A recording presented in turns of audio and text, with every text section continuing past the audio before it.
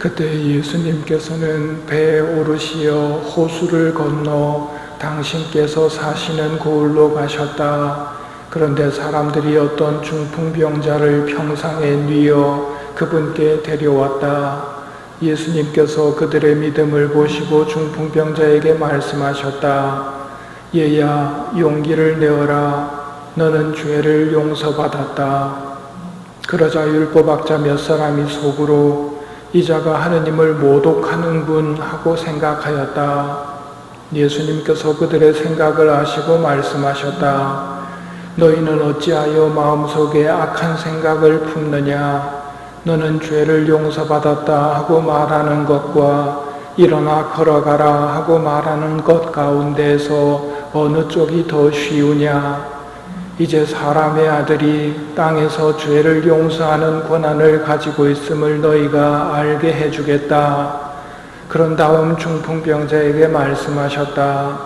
일어나 내 평상을 가지고 집으로 돌아가거라.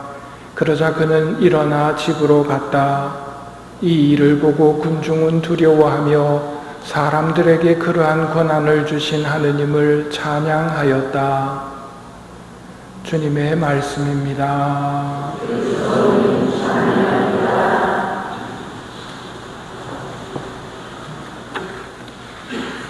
참 예수님, 사람들이 어떤 중풍병자를 평상에 뉘어 예수님께 데려왔습니다. 뭐하러 데려왔겠습니까? 중풍병 고쳐달라고 당연히 데려왔겠지요. 그런데 예수님께서는 그 중풍병자에게 뭐라고 하시느냐면 얘야, 용기를 내어라. 너는 죄를 용서받았다 하고 말씀하십니다. 이 뭐가 핀트가 안 맞는 이야기입니다. 중풍병자를 고쳐달라고 왔는데 예수님은 죄를 용서받았다 하고 말씀하신단 말입니다. 여기서 예수님이 우리에게 주시는 가르침을 잘 새겨야 됩니다. 예수님은 보이는 것만 보지 않으십니다. 보이지 않는 것까지도 보시는 분입니다. 하느님이 보시는 게 그렇습니다. 하느님은 사람들처럼 보지 않습니다. 우리들이 사람들 눈에 들려고 노력하면 하느님으로부터 멀어질 수밖에 없습니다. 하느님 눈에 들려고 하면 사람들로부터 멀어질 수밖에 없습니다. 우리는 둘 중에 하나를 선택해야 되는데 예수님에게 중풍병자를 데리고 왔는데 너는 죄를 용서받았다 하고 말씀하십니다. 예수님 눈에는 중풍병자의 그 중풍보다도 더 급한 게 있단 말입니다. 그게 죄입니다. 중풍병보다 더 급한 게 죄라는 말입니다. 예수님께서 두 손이나 두 발을 가지고 영원한 불에 던져지는 것보다 불구자나 절름발이로 생명에 들어가는 편이 낫다. 두 눈을 가지고 불타는 지옥에 던져지는 것보다 한 눈으로 생명에 들어가는 편이 낫다 하고 가르치셨거든요. 예수님에게 제일 우선시 되는 것은 구원입니다. 잠깐 지나가는 세상 속에서 잘 사는 게 문제가 아니고 영원한 세상이 예수님에게는 첫 번째 관심사이고 그 영원한 세상은 죄가 있느냐 없느냐의 문제이지 중풍병이냐 아니냐가 문제가 아니란 말이죠. 그게 하느님의 시선입니다. 때문에 중풍병을 먼저 고쳐야 된다는 것은 인간의 생각이고 중풍병 고쳐달라고 예수님에게 이렇게 중풍병자를 데리고 온 것은 사람들의 생각이었고 그 중풍병자를 보고 예수님은 죄부터 해결한 다음에 중풍병을 고쳐주시거든요.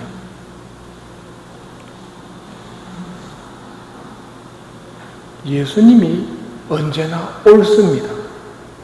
우리가 항상 들떨어진 판단을 하고 들떨어진 요구를 하는데 문제는 선하신 예수님께서는 우리가 개떡같이 기도를 해도 찰떡처럼 알아들으신다는 게 우리의 마음 든든함입니다.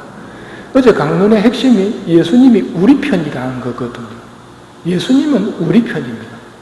그래서 중풍병 고쳐주세요 하고 오더라도 예수님은 우선 죄부터, 그래서 구원부터 받도록 만든 다음에 중풍병을 고쳐주시는 선한 분이라는 것을 기억해야 된다는 말입니다. 그렇다면 우리들이 조심해야 될, 또 마귀가 우리를 어떤 식으로 유혹을 하는지 대충 답이 나옵니다. 어떤 식으로입니까? 사람들 눈에 그럴싸한 신앙인이 되도록 우리를 유혹합니다. 그러면 믿음이 없는 사람이 믿음이 있는 척하거나 혹은 아픈데 안 아픈 척하거나 거룩하지 않는데 거룩한 척하는 그런 위선에 떨어지기가 굉장히 쉽습니다. 그러면 어리석은 사람들은 다 속아 넘어가거든요. 하지만 하느님은 아신단 말이죠. 하느님이 아드님을 보내실 때 비유가 건강한 사람에게는 의사가 필요하지 않으나 병자에게는 필요하다 하고 말씀하셨죠. 근데 예수님 앞에서 병자가 의사 앞에 가가지고 나 여기도 안 아프고 저기도 안 아프고 밤에 잠도 잘 자고 이런 거짓말을 해대고 있으면 답이 안 나온단 말입니다. 마귀의 마지막 그 유혹을 넘어서야 됩니다. 있는 그대로를 인정하면 병이 고쳐진단 말이에요. 죄가 사함받는단 말입니다. 죄 고백을 있는 그대로 못하도록 하는 이유가 뭐겠습니까? 부끄럽도록 막 만듭니다. 마귀가 죄에 대해서 내가 지은 죄를 쳐다보기도 싫게 만듭니다. 그리고 내가 잘못한 거 쳐다보기 싫은 게 본성이고요. 그리고 적당한 죄들, 누구나 짓는 죄들만 고백하도록 합니다. 그러면 망하기 때문입니다. 의사 앞에서는 있는 그대로 이야기를 해야 병이 고쳐집니다. 얘야, 용기를 내어라. 예수님이 우리 편입니다. 용기를 내고 말씀드리면 전혀 뭐라고 안 하신단 말입니다. 어느 의사가 왜 병 걸려왔냐고 화내는 거 보셨습니까? 그 의사가 좀 이상한 사람이죠. 하느님이 어떤 분인지 잘 알아야 됩니다. 하느님을 내 수준으로 생각하고 있으면 오늘 바리사이들처럼 율법학자들처럼 악한 생각을 품을 수 있습니다. 근데 하느님은 안 그렇단 말입니다. 하느님에게는 내가 넘어져가지고 온몸이 진흙투성이가 되어서 왔다. 이거 문제가 안 됩니다. 사람의 입장이라면 또 이거 이래 와가지고 씻어야 되고 그건 사람 수준이고요. 하느님은 전혀 그렇지 않습니다. 그리고 이건 어떡하지? 답이 안 나오는데 하느님에게는 답이 안 나오는 게 없단 말입니다. 어제 그제 계속해서 듣게 되는 예수님의 모습이 뭡니까?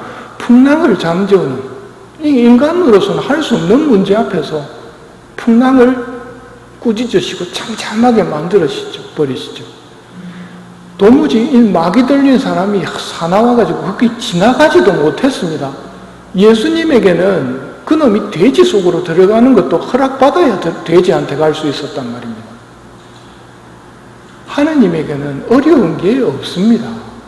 그분이 우리한테 바라는 건 한 가지, 솔직하게 도움을 청하는 거고 솔직하게 나의 약함을 말씀드리면 그게 하느님에게는 기쁨입니다.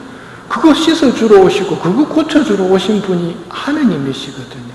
예수님이 그거 하러 오셨는데 그 앞에서 아닌 척하고 있으면 교만한 바리사이의 기도를 바치고 있는 겁니다.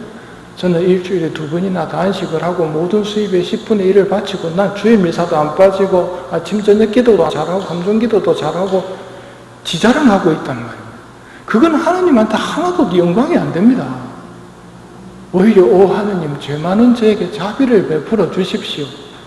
이게 하느님에게 기쁨이고 의인이 되어서 돌아가는 거거든요.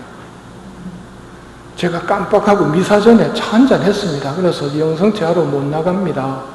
하지만 신영성체로 제 안에 와주십시오 하고 신영성체를 하는 거. 제가 아차 하고 미사에 좀 늦었습니다. 하지만 직장 마치자마자 달려온 제 마음을 보시고 신영성체로 제 안에 와주십시오 하면 그분이 영성체 하시는 것만큼이나 뚜렷하게 우리 안에 오신단 말입니다. 그런데 아닌 척하고 아무렇지도 않게 자신을 돌아보지도 않고 해버리면 문제가 생기는 것이지요. 오늘 예수님께서 중풍병 고치러 온 사람에게 중풍병만 고쳐주시는 게 아니라 죄부터 해결해 주시고 중풍병을 고쳐주십니다. 그리고 마지막에 사람들이 하느님을 찬양하는 이유가 뭐냐면 사람들에게 그런 권한을 주신 하느님, 사람에게 죄사함의 권한을 주신 하느님을 찬양하거든요. 이 죄사함의 권한을 받는 방법은 간단합니다. 있는 그대로의 내 모습을 좀 바라보고 잘못한 게 있거나 약한 부분이 있었다면 있는 그대로를 말씀드리면 일어나서 가라 하고 말씀하신단 말입니다. 예수님이 우리 편이시라는 것 오늘도 다시 한번 새겼으면